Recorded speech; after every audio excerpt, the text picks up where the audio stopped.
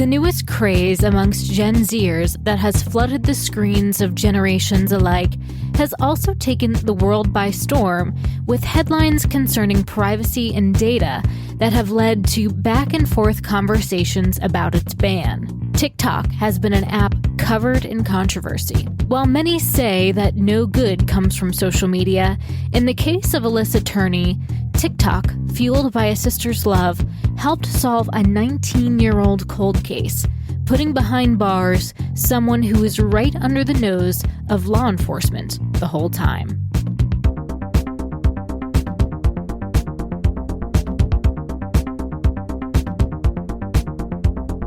I didn't really give you a hint, but the crime, it wasn't solved using this social media app, but the crime was made more aware by TikTok, which is actually TIKTOK. Yes. And I thought it was, Like TICK. Yeah. Yeah. Until I thought so started too. doing this story, I was like, what the fuck? You're continuing to search for the wrong thing. Did you watch? I got listings of grandfather clocks and everything. I'm like, oh, this is probably not it. I actually really enjoy TikTok. Do you find that you're on TikTok more than other social media sites now? No. Well, I stopped using it for a while because I thought that it was banned. Do you know why they thought it was banned? Or why they tried to ban it? Because from what I heard, I don't know how accurate this is, was that It's 100% accurate.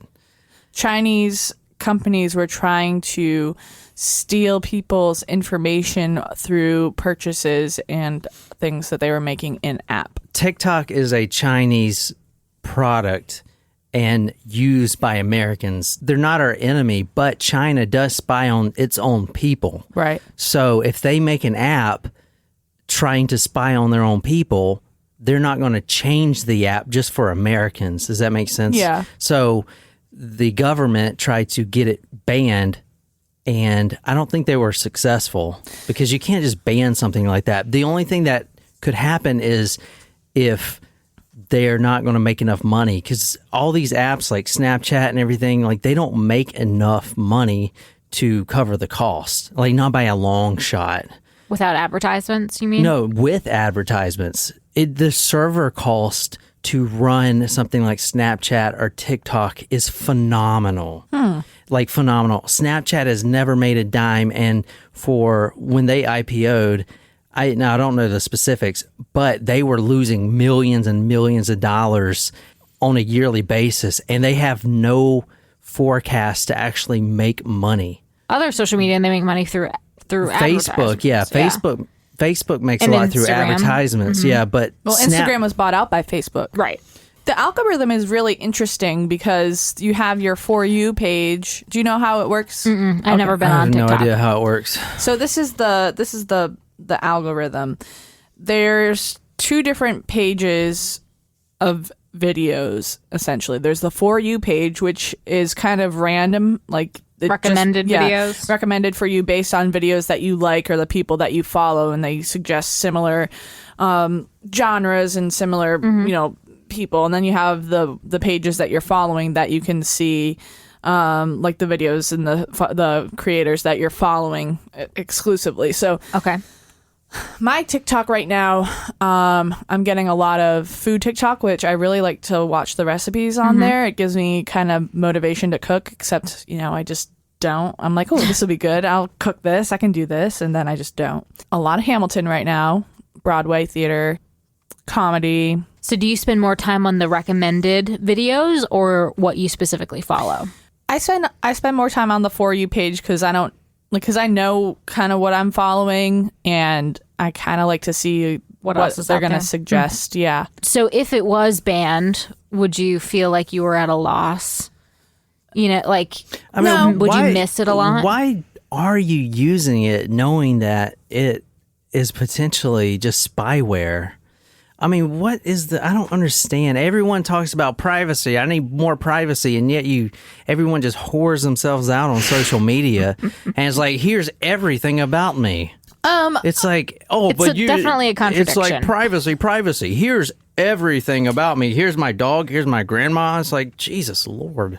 Well, I think for me, it's more of a time killer. Like if I'm bored, it's for me is more captivating than scrolling through the Facebook feed. Because there are different things you can watch. Yeah. Rather than just seeing the same old political debates and people getting upset about stupid things. Yeah, that is a common thing to see. So For sure.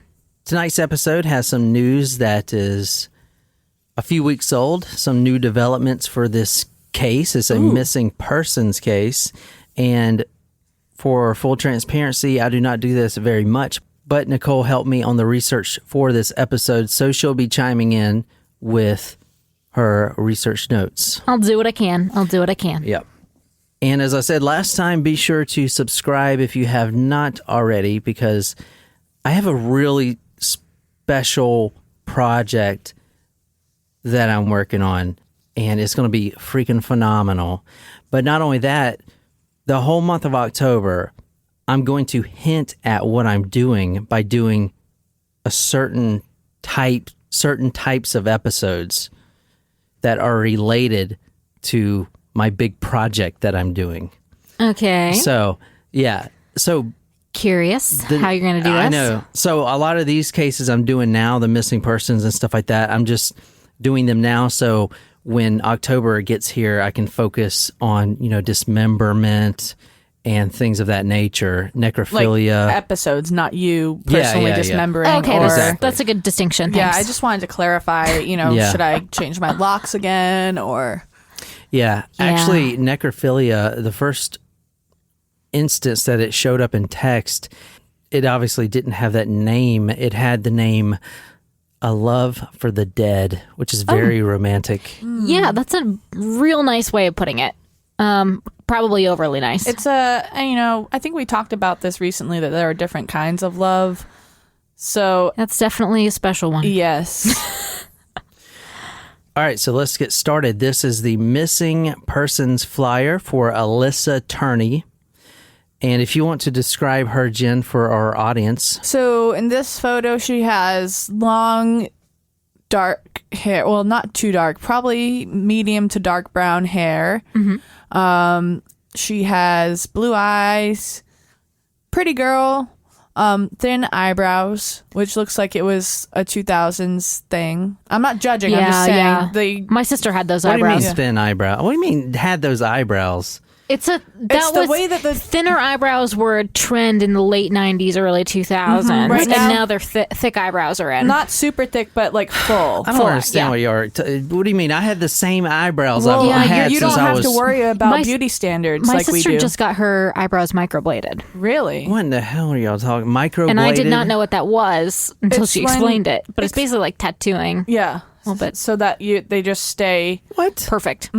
I do want to say, guys don't care about eyebrows or fingernails or toenails. No. We talked, you and We Dr. care about breasts and butts. Hang on, let me just say. Neither of which I have thighs and a gut, not breasts and butts. You do have those body When guys parts. talk to each other, it's either are you a boob man or a butt man. It's not a, hey, are you an eyebrow man or a fingernail man? I'm just going to say, you and Dr. Will the Pill discussed this in your teeth whitening episode, that you don't notice teeth unless they're bad. And I feel like it's similar with like eyebrows or other features where you're not going to notice eyebrows unless they're, over tweezed or it's a unibrow, could go either way. Yeah, like really thin. Yeah. And thin eyebrows. Or having no eyebrows that are drawn on. Yeah.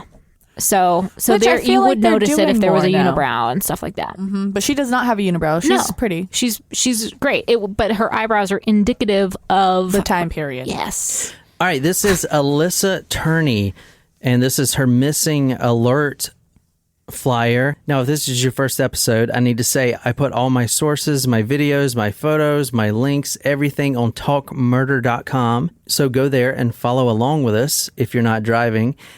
So this is Alissa Turney. She goes missing May 17th, 2001. At the time, she was 17 years old. Her family and friends tell media that she was an excellent student. She actually worked at Jack in the Box, which there's a video of her working at Jack in the Box. I have never been to a Jack in the Box. Well, they're out in California. No, there's one in Charlotte. Is it really? Yeah, because I used to. It's right by my the university. I went to the University of Phoenix. Such an illustrious school. Yeah, it's right by there. She also had a rebellious personality. Now let's talk about the family a little bit. It's kind of an unusual situation. The father, the stepfather, if you will, actually came out and said that the entire family is a blended family. So Alissa Turney's mother remarried when Alissa was 3 years old. Her stepfather, Michael, actually adopted her at that time. So when doing this story, you'll hear the stepfather refer to himself and the kids refer to him as dad and father. But that is because the household was made not to use the word stepfather or stepmother or anything. They were just mom and dad. Yeah, it was just mom and dad. So it is a little confusing. But her mother remarries when she was 3 years old to her stepfather, Michael. Okay? Her mother actually died of cancer before Alissa goes missing.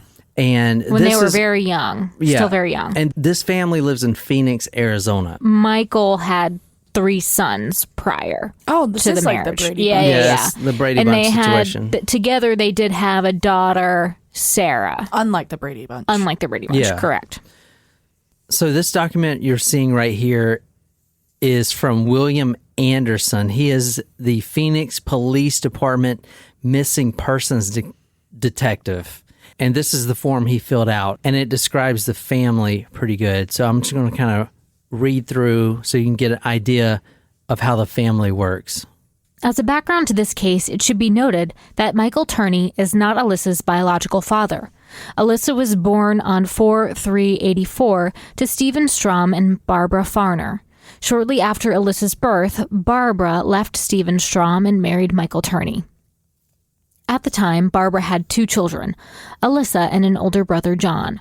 Michael Turney had 3 children from previous marriages, Rhett Turney, Michael Seth Turney, and James Turney. Michael adopted all of Barbara's children, and they had 1 child together, Sarah Turney.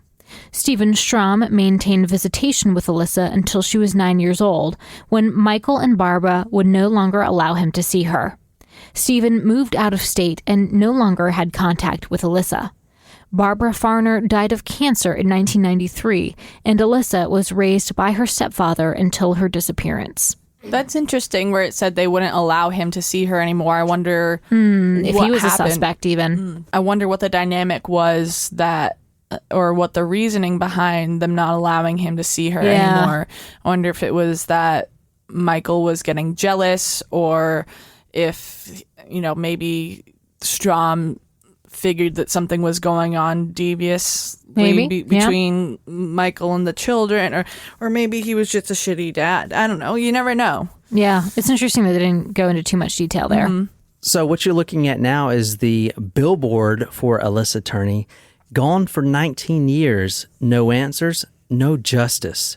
JusticeForAlissa.com. Now, I want to say a lot of the websites devoted to Alissa and a popular podcast, which we'll get into in a second, was created by Alissa's younger sister, Sarah. She actually reignited the interest in this case by using TikTok. Okay. And if you guys don't know what TikTok is, it's like Snapchat, right? Yeah. It's like... No, it's like Vine, right? Yes, it's the newer like version little of Vine. videos and stuff. You can either make a 15-second video up to, well, you can make as little as you want, but you have either 15-second videos or minute videos. Got it. So anyway, this is the billboard, JusticeForAlissa.com. She goes missing her junior year. This is the last day of school before summer, May 17th, 2001. The last day of her junior year, she says bye to her boyfriend. He sees her stepfather picking her up, and that's the last time she was ever seen by anybody. All right, this is from the same forum that we read earlier, and you can find this at JusticeForAlissa.com. This talks about her last day and an interview with her boyfriend, John Lackman, at the time, and his last name is Laakman. And it states, John Lackman stated that he last saw Alissa on May 21st, 2001 at 12:30 hours when she stopped in his woodshop class at Paradise Valley High School and said she was being pulled out of school early by her stepfather. She said she would talk to him later. John never heard from or saw Alissa again. He does not believe that she would run away without telling him. They get in an argument, Alissa and the stepfather. I'm just going to call him Dad from now on. The real father, from what I saw, isn't really in the picture. So I'm going to call the stepfather, Michael, just her father, Dad, because that's what they prefer anyway. Alissa leaves home. They get in an argument, and I think it was something, this is going back to the ABC 2020 video. I believe it was something about staying out too late or something to that effect. Like, she wanted to like go out and celebrate the last day of school, and the dad is very, very strict. So this is after the mother has passed? Yes. Okay. The mom passed, I don't know what age, but they passed when they were still kids. Because Sarah had said that Alissa was like the only mother she had, because her mom died when she was really young. Michael was a single father pretty quickly after they got married and after Sarah was born. Okay. This is where, in missing persons cases, you kind of question whether it's a runaway or not. And it's what they leave behind. So for Alissa, she actually leaves her hairbrush, which, whatever. Her cell phone was left behind, which I guess during that time was like a Razor, Motorola Razor. I did not have one. In 2001? Yeah. It was more like a Nokia. Yeah, a flip. Block. Yeah. Oh. So she left her hairbrush, her cell phone, $1,800 in her bank account, which is way more than you have right now, Jen. It is, actually. It is. It's way more than you have right now, John. Screw you. I know, but screw you. And not only that, but there were no withdrawals. So she's going to walk away and run away because, as you'll see, she's a, quote, runaway from what the police say. And she's not going to make any withdrawals from her bank account? Yeah, all right. Good for her, though, at 17 to have $1,800 in your bank account. I know, right? What the freak? She's making bank. I don't think I ever And this is from Jack in the Box, man. Well, I don't even know when the first time my bank account hit 1,000. I think it was after I graduated from college. It's like when you were, 33 or something? Well, that hasn't happened yet, so no. Well, you're still working up to that sum. So, Jen, this right here is the note that her dad comes back to when after they have an argument. If you can read this. Dad and Sarah, when you dropped me off at school today, I decided that I really am going to California. Sarah, you said you didn't want me around. Look, you got it. I'm gone. That's why I saved my money. Dad, I took $300 from you. Alissa. You know what's interesting? So this is clearly not a faked note. Well, how do you know that? I actually didn't see anywhere where they proved one way or the other if this was a fake note. And I'd like to know if that's true, because there's no way that's her handwriting. It could what are be. you talking about? No way that's her handwriting. That's a very teenage girl handwriting. It's a teenage girl handwriting, but does that mean it's her handwriting? Who else would it be? I don't know. Exactly. The killer. But I'm saying, interesting that she didn't capitalize any of her I's. Was she a good student? Yeah, she was a good student. So I feel like she would have capitalized her I's. No, that's just the thing in 2001. I think it's a time. I still write all my stuff like that. But I think the handwriting is very... No, it's very feminine. Yeah. This is how girls' handwriting looks frequently. Like it reminds me a lot of my sister's handwriting. So the father, Michael Turney, is the one that initially files the missing person report, and he does that right away because, we need to find her. So he was very because she's a minor. Yeah, she's a minor. So he was very concerned, and he expressed that to the police, that his daughter needs to be found right away because he believed that she was actually in danger. And 17-year-old moving to California with $1,800, without any money, apparently. And she had said she saved her money, so she probably didn't even get there. And it said, I took $300 from you, so apparently she had at least $300. Exactly. But that's not going to get you anything in LA, even back then. Yeah. Her sister is the one that calls her cell phone numerous times, but then they actually found the cell phone at her house. From what the family says, Alissa is not the person. She has too many commitments with her family. She wouldn't just do that and have them all worried about her. She would at least try to contact them. So her leaving her cell phone is a red flag right there. Michael, the stepfather, actually made at least 30, perhaps more, trips to California to locate his daughter. And this was after the first week. She had called him on a payphone in California, and he actually located the exact payphone used, but he actually got the phone company to trace that call, and he goes to California around that same area, and at least on 30 occasions, he tries to find his missing daughter. Now, after that one phone call, there was no more contact whatsoever. The family thought she would definitely have made contact, and that's when they came to the conclusion that Alissa is probably already dead. Mike, the father, actually told Alissa's two best friends to try to get in touch with her, to call her, to try to locate her, to see about her whereabouts, because Mike was really concerned about her safety. Now, he actually became his own detective because he claimed the police department, they weren't helpful at all. I mean, they didn't even issue an Amber Alert. She's 17. She's not technically an adult yet, right? There should have been an Amber Alert. But they're saying she ran away voluntarily. Exactly. She wasn't abducted is what their reasoning was, right? Yeah. And going back to that document we read earlier, it says, quote, Michael Turney is a former Maricopa County Sheriff's deputy. He worked for that department from 1970 through 1974. So he actually has the knowledge of how to find and track down a missing person, especially if that missing person is his daughter. I mean, the 70s and 80s, runaway to California, that was so frequent. We covered a lot of cases. Yeah. And serial killers actually had a field day with all the runaways to California. But in 2001, I mean... people are a lot more cautious. Exactly. I mean, you had Y2K. We just survived the super bug of Y2K, you know? Oh, It was before 9/11, though. When Yeah, it was before 9/11. Yeah. Anyway, after this, the case goes cold. And let me reiterate, this was May 17th, 2001. All right, here is the father and the daughter right here. If you want to describe this photo for our audience. It looks kind of forced. You think so? no one's got teeth showing, you know? I don't really smile with my teeth either. I think anyone who's genuinely smiling smiles with their teeth. Yeah.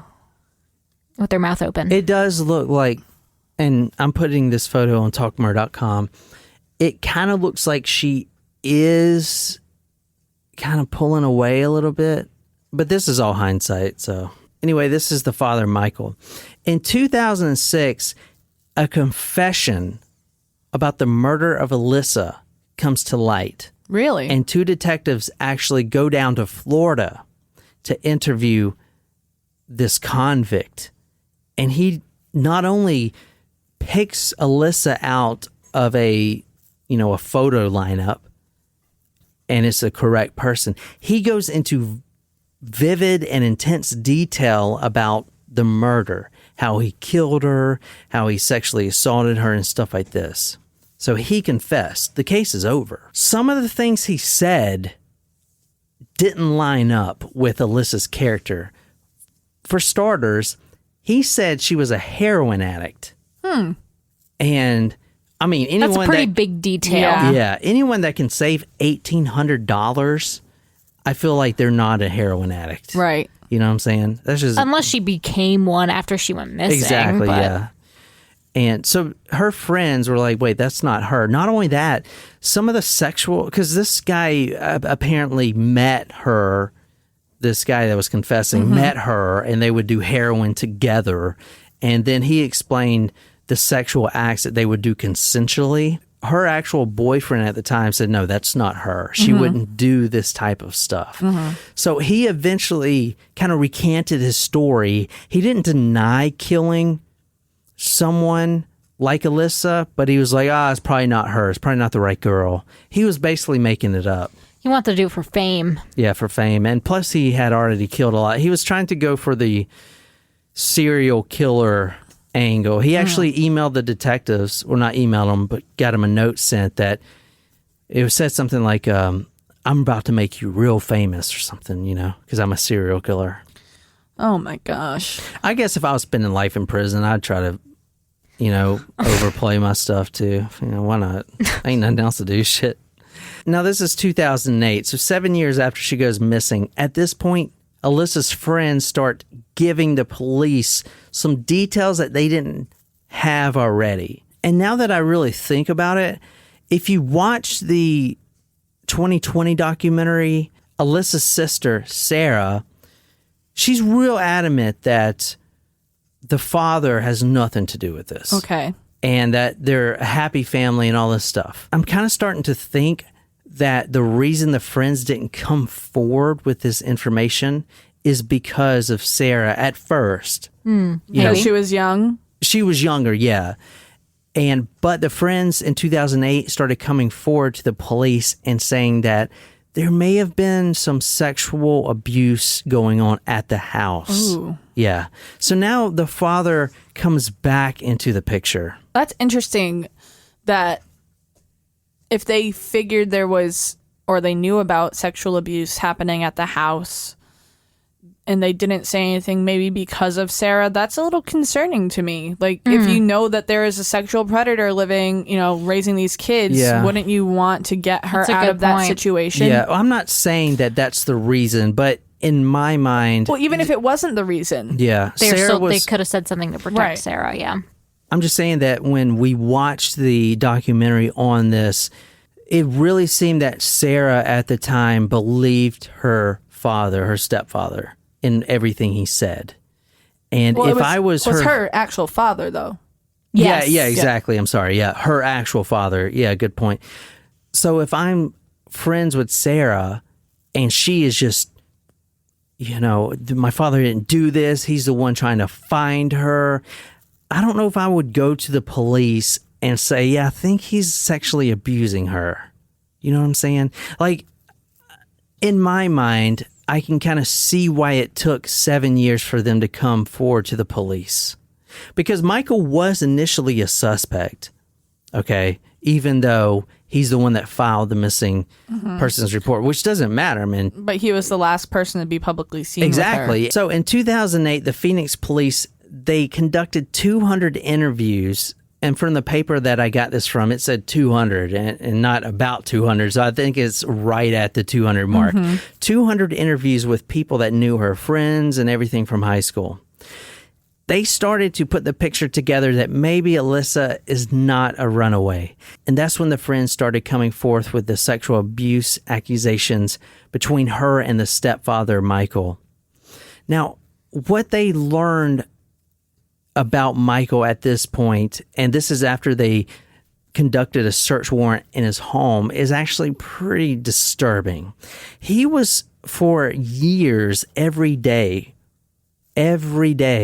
for years before she went missing, and even to the present day, he would film the entire family, all the kids. There was a camera in the living room. There were secret cameras all around the house and outside the house. He was constantly monitoring the kids. Alissa would have a boyfriend over. They would be kissing on the couch.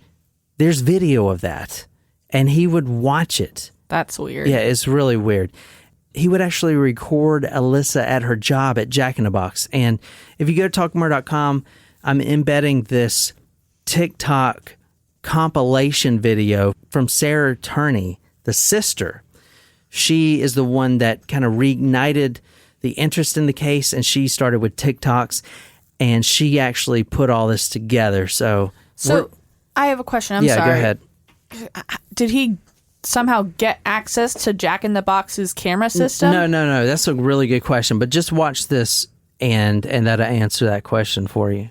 Also, I feel like if he was filming the whole household, the argument can be made is to make him seem less suspicious that it was for security purposes. That is what he says. He was like kind of a paranoid guy, and obsessed with security. And he's a conspiracy nut. But the fact that he would watch the videos, like especially of her with her boyfriend, that's kind of weird. Yeah. Real weird. So this is the TikTok video right here. Stop. So this is her. Do you hear her? You're scaring me, go away? Is that what she said? Yeah, she said, "You're scaring me, go away." This is in a hotel, I believe, at a pool, from March 20th, 2000. The caption here says, "After my sister Alissa Turney went missing, our father would not cooperate with the police. There was at least one hidden camera in our home, though many of her friends say there were more." Now he is filming his stepdaughter, Alissa, at her job at Jack in the Box right now, and he is in his own car. This is December 19th, 2000. He's zooming in to Alissa, and it's just got a real creepy feel. Like, why would you sit in here and do that? And she actually spots him filming, and you can see her kind of waving him off. It's just very creepy. It's bizarre. It's very bizarre, and it's scary. To me, I'd be freaked out, you know? Yeah. I mean, look what he's just very erratic with the camera. Now, this is from Sarah Turney's TikTok video. She won't come outside. I wonder, so it's 10:05 p.m. I wonder if her shift is over and she's afraid to go out come there. out. The caption here says, "At least one person reported that Alissa was afraid for her life before she went missing." And Michael, the stepfather, asked the police multiple times if they would come arrest her for being a bitch. What the fuck? This is your 17-year-old stepdaughter. Receipts indicate that our father purchased 50 pounds of lime and 60 pounds of concrete before she went missing. What? And the TikToks that you're seeing there is that was her campaign to ignite, to get this reignited the interest. So she found the footage from those cameras and just posted it on the TikTok. Well, yes and no. So that's a good question. On December 11th, 2008, after all these interviews and accusations came up, police actually get a search warrant to search Michael Turney's home. Now, what you're looking at now is a newspaper clipping from Valley and State. This is from 2 days after the search took place. And as you see right there, what's that guy's shirt say? FBI bomb tech. FBI bomb tech. Police bombs built to level Union Hall. So remember, we said this guy is a conspiracy nut. Mm-hmm. So they found a lot of explosives in the home. They found the VHS tapes, some of those that you just seen. Hundreds of them from every day except one day, which was the day she went missing. It's kind of funny how that works. There were backyard digs. Nothing was found. They brought in cadaver dogs, never spotted the body, but they did find dozens of IEDs, which is improvised explosive devices, homemade pipe bombs, right? In the home, enough, quote, to destroy part of the neighborhood, and enough explosives to blow the entire roof off of his home. Now, he admitted to the police, and he pleaded guilty for this, that he stockpiled all this ammunition and explosives, especially the pipe bombs, to blow up a local workers union. because he had a disagreement with this in the past. He's an electrician, so he would know how to do this. And he had a disagreement with the local workers' union, and he claims they're the ones that abducted Alissa in the first place and killed her and buried her because they had this disagreement and they were trying to get back at Michael. That's what he tells police. A little outlandish. He was also planning to commit suicide in the process, suicide bomb himself, blow up the entire union. And they actually did this search warrant a week before the next union meeting. They got it just in time. Just in time. But this is years after the incident. Yeah, this is 2008. This is in 2008, yeah. Yeah, exactly. This is December 11th, 2008, the search warrant. And even at this time, Sarah is still supportive of her dad. She is saying, like, free Michael Turney and all this stuff. So I think it's, as police start going through these tapes and afterwards is when she realizes something's wrong with Michael. Okay. Yeah.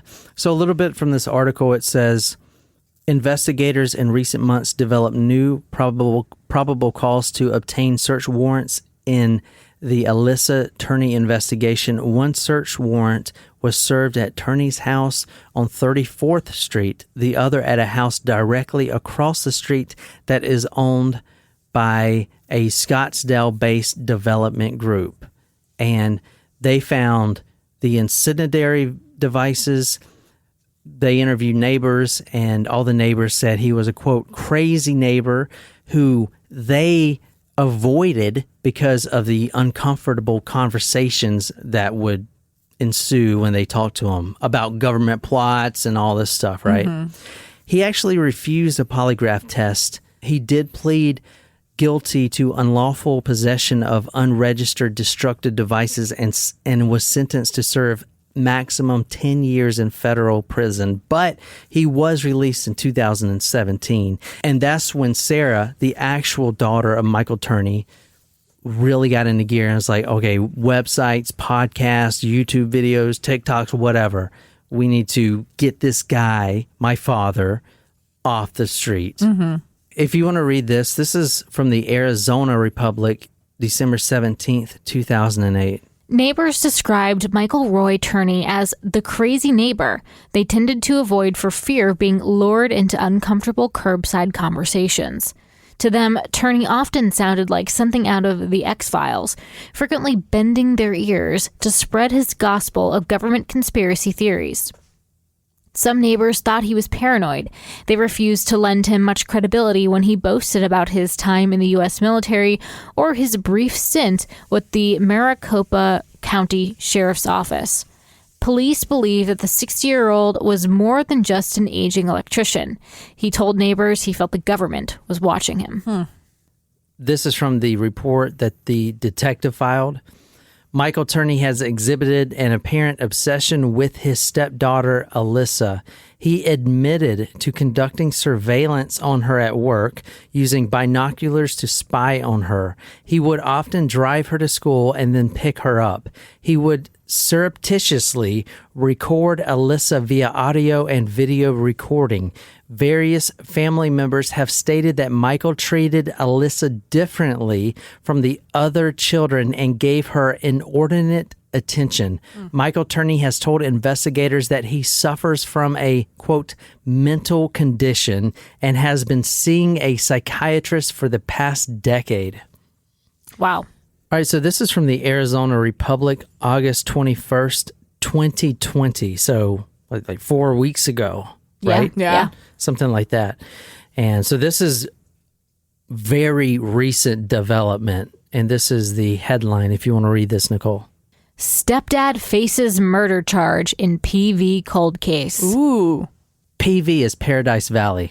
So now the stepfather of Alissa, Michael Turney, was arrested, and Sarah has been doing the TikToks and everything else, and now is saying that my dad did do this and he needs to be brought to justice. Well, she's saying that for a number of years. Yes, a number of years, yeah. Some of these reports come out from the detectives. But it was her and her viral marketing, if you will, that kind of propelled this to get to where it is right now. Which is an arrest. An arrest. No, he hasn't been convicted of anything. He was arrested on second-degree murder, so they must have some pretty damning evidence to arrest him. They have to. You can't just arrest someone if you don't have anything. Well, I wonder if it's related to the surveillance and things like that. The hard thing about this case is that, like, I don't think that note was faked. So I'm kind of thinking she initially did run away to California, and he tracked her down and got pissed and killed her. See, I don't know. I am more under the impression that she wrote that note under duress. Yeah, that's what I was thinking, that he made her write that note. Because I don't think she made it to California. She didn't have any money. I mean, she had a bank account, $1,800. Like, if you're going to move to California, at least take that money out. So you don't think the payphone call was real? No, I think that was fake. I mean, this guy is an electrician and a conspiracy junkie. He knows how to fake that, And the police actually never, from what I saw, investigated thoroughly that the call was accurate, that it really came from a payphone. He could have somehow did it. I don't know. I think also, too, just going back to the note, just the way that it was written, it was very, I'm doing this. This is, it was very, and I'm going back to a point that I made previously about whether or not she was a good student. I know that I asked more so about her handwriting, but just the structure of sentences, it was very choppy. The way that she ended, also, I stole $300 from you, which makes me think that maybe he did something that totaled the amount of $300 that he could be, well, she stole this $300 from me, to take it away. I don't know. Do you see what I'm saying? I'm trying to make a map. Yeah. No, I'm following you. I think, yeah. I like your theories more now that you say it. That's a good point, though, that he maybe forced her to write the note. Because I was like, well, how would she, write that? This is otherwise? actually, that makes more sense. This is from Justice for Alissa right here. In an interview with Sarah Turney, she stated that most of her sister's clothing and jewelry were left behind on the day she disappeared. She noticed the contents of her backpack had been dumped on the floor, and that backpack was missing. Sarah found the note that purportedly was left behind by Alissa and has questioned its authenticity. In particular, she stated that Alissa did not sign her name in the way that it appeared on the note. Other family members have also questioned the note. If you want to read this is from Sarah right here. This is a tweet. Oh, sorry. This is a tweet. I'm shaking and crying. We did it, guys. He's been arrested. OMG, thank you. Hashtag justice for Alissa. Never give up hope that you can get justice. It took almost 20 years, but we did it. All right, so that's basically the case from where it is right now. And this is a case that is currently in process, so I can't wait to see how this plays out. I wonder if they'll be able to get a conviction. I really hope they do. Yeah. The evidence. Or at least get some answers. Yeah. Yeah. But I did want to cover this case, at least do an overview of it for you guys that are interested in diving a little deeper into this case. You should listen to Sarah's podcast, the sister and the biological daughter of Michael Turney. You can find that information at justiceforalissa.com. And her podcast is called Voices for Justice. And I can link those in the show notes of this. And I'll also put them on the website, talkmurder.com. Be sure to go there, leave me a comment, and tell me what you guys think about this episode. And you can request some more episodes if you want. But that's all we have for that case. So I hope you guys enjoyed it. Got some really good episodes coming up. A lot of gruesome October episodes coming up. So be sure to hit that subscribe button. My name is John. I'm sitting here with Jen and Nicole. And until next time, good night, you lovely, lovely people.